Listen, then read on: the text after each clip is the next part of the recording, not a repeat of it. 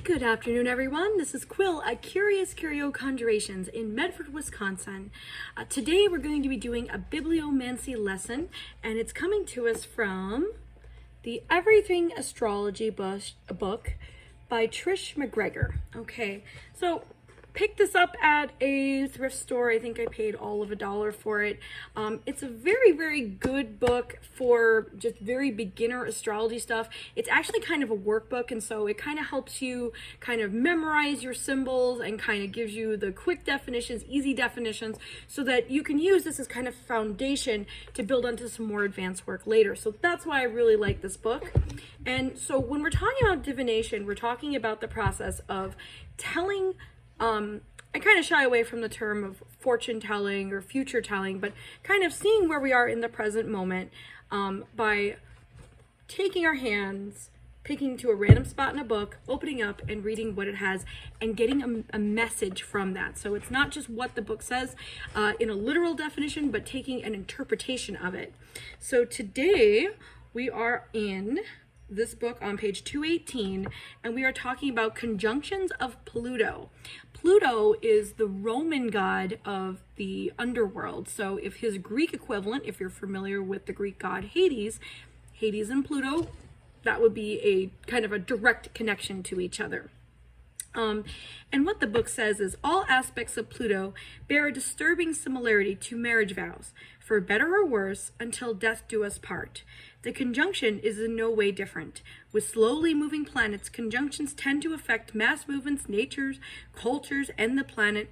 With rapidly moving planets, Pluto intensifies the energy. So what does that mean? I mean, that's a mouthful of a sentence, but when I take a look at this, if I am turning through this book and randomly going to a page and trying to apply it to a divination to kind of flesh out, like for example, if I pull a Norse rune, if I pull a tarot card, Mexican Loteria, any of those, I'm looking to kind of flesh that out with more information.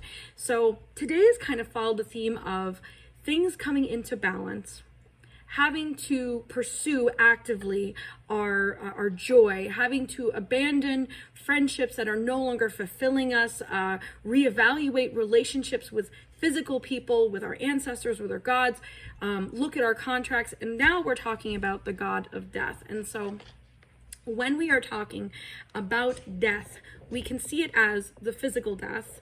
We can also see it as an ego death. All of us at some point experience a little bit of a death or a complete death of our ego. And what is ego? It's basically our self-identity, something that we see ourselves as, and what we see ourselves as is not always the whole truth. And so if we are experiencing ego death, if we're doing shadow work, if we're on a path to healing, if we're on any kind of transformative path, part of us, the old part of us, is going to die as we start to get new tools, new understandings of things, new perspectives. And that old person is, who we were before dies. That's the ego death, and we become something new. And honestly, for those who are very spiritual, for those who are in a process of learning and pursuing spirituality actively, that happens all the time. If you're looking for the signs, you'll find them.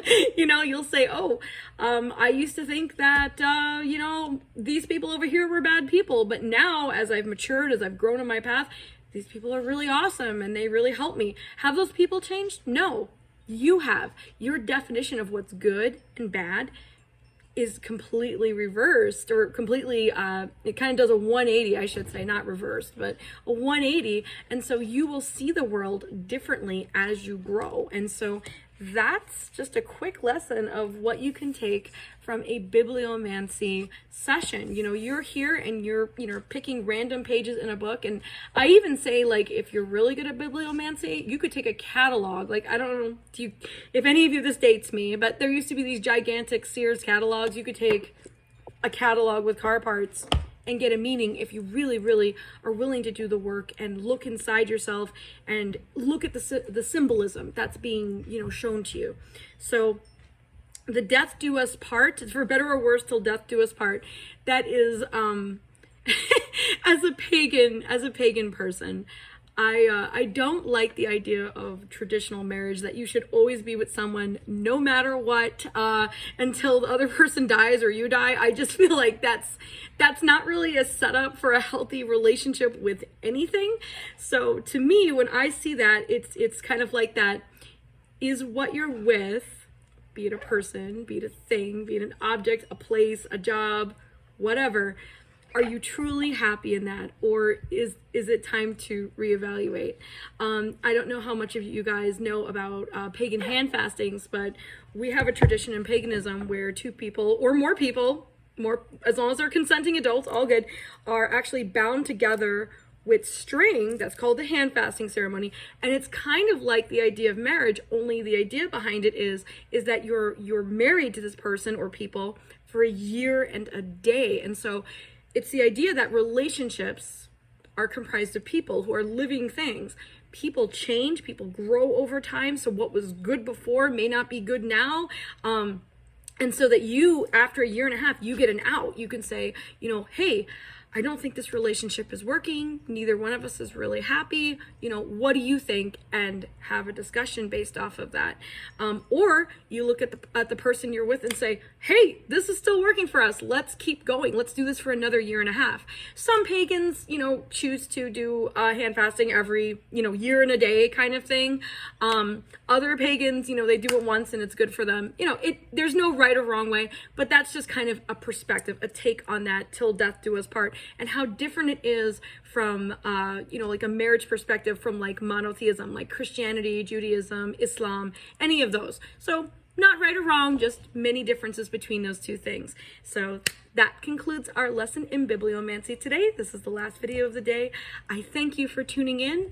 I am very, very blessed to be able to teach people, how to do divination or witchcraft, or they want to learn about paganism, so please shoot me comments, please like, share, subscribe, and please help grow our community. I am so grateful for you, and you have an excellent day.